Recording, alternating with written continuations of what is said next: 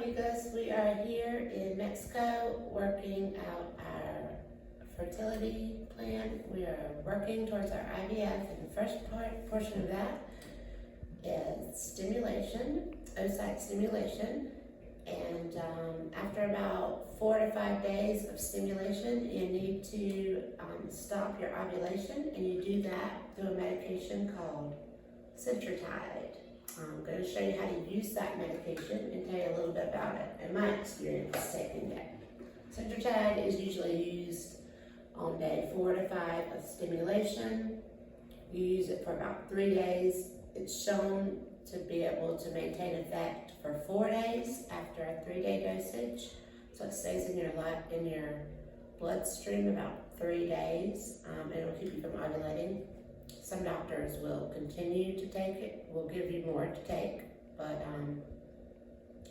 I haven't got that far yet. I've only been taking it about 3 days, and I'll tell you, my side effects so far have been minimal, except for that it's given me horrible, horrible nightmares. I wouldn't call them nightmares. I would just call them intensely vivid dreams. Also, most women get a headache. Some women get nausea. I have had a headache and I feel a little icky. But mostly it's just the dreams that's really getting me. And that really just sucks. Centrotide is also called Centrotide, and it is an injectable gonadotropin releasing hormone agonist. So, like I said, it stops you from ovulation. I'm going to show you how to use it. Here is a box that I got from my doctor. It's 0.25 milligrams. I have other videos online that I will link down in the description about the other medications that I'm taking. Because I'm older, I am on an LH and FSH, recombinant LH and FSH medication called Purgivarius, right here. You can see those videos down in the description. And also I am on human growth hormone to try to increase the amount of eggs that I have. So far, I have seen my doctor on day 5.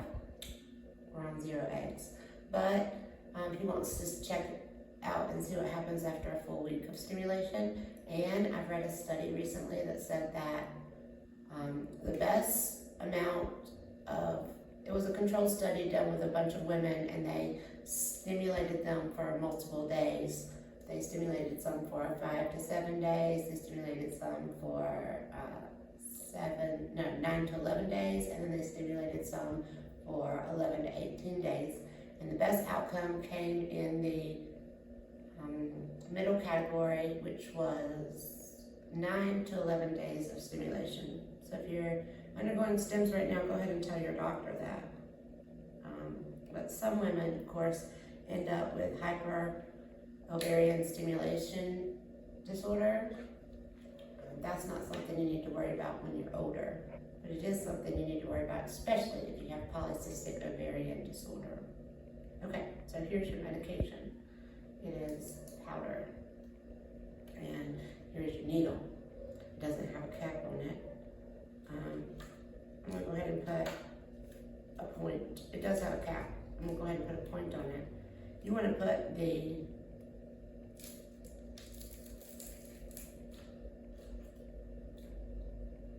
that's a small point. You want to put the big point on there to draw up your medication.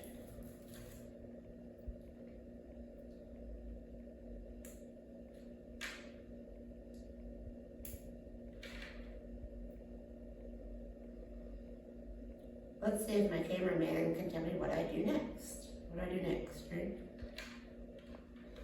Put the water in the medicine. Wrong. Squirt out some of the water, because this is a shitload of water and you don't want to put all this in your stomach. So at least squirt out half. I tend to squirt out a little bit more. because I'm just trying to reduce.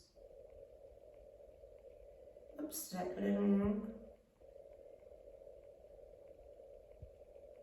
There we go. I'm just trying to reduce some of the crap that's going in my body that's causing me to have nightmares. Alright, once you get some of the water squirted out, and my doctor told me to do that, by the way, I'm not just making that up.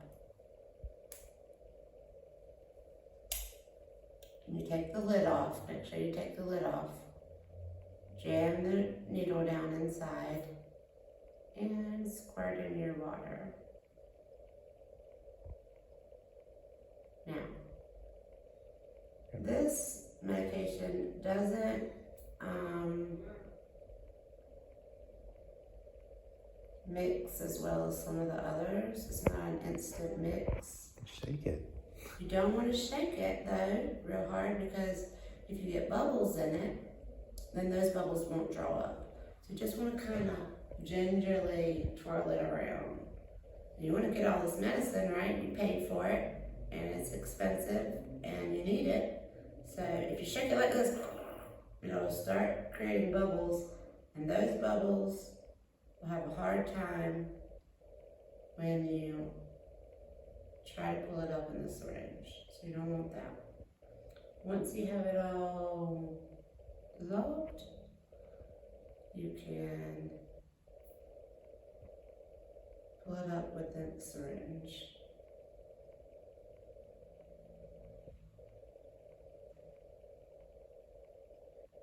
I always tilt mine to the side, make sure you get it, pull all the way back, and then just hold. As you hold it, the medicine will continue to draw up. Don't worry about your needle hitting the bottom or dulling your syringe or whatever, because you are not going to be using this. Make sure you turn it upside down before you pull it out, because if you don't, it'll start squirting out the top, and you don't want that. Then we're going to push up to the top. You don't want air in there either. And then what? We take this syringe off. We replace it with this little one that we're going to stick in our tummies. There you go. Like I said, push up as much as you can. Maybe one little drop coming out the top is okay. You know you're up to the top if a little bit pops out. All right.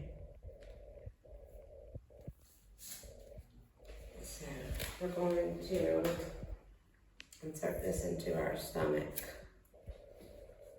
First, we're going to clean off our stomach. We've been over this in my other videos. You want to clean your stomach because it has MRSA on it.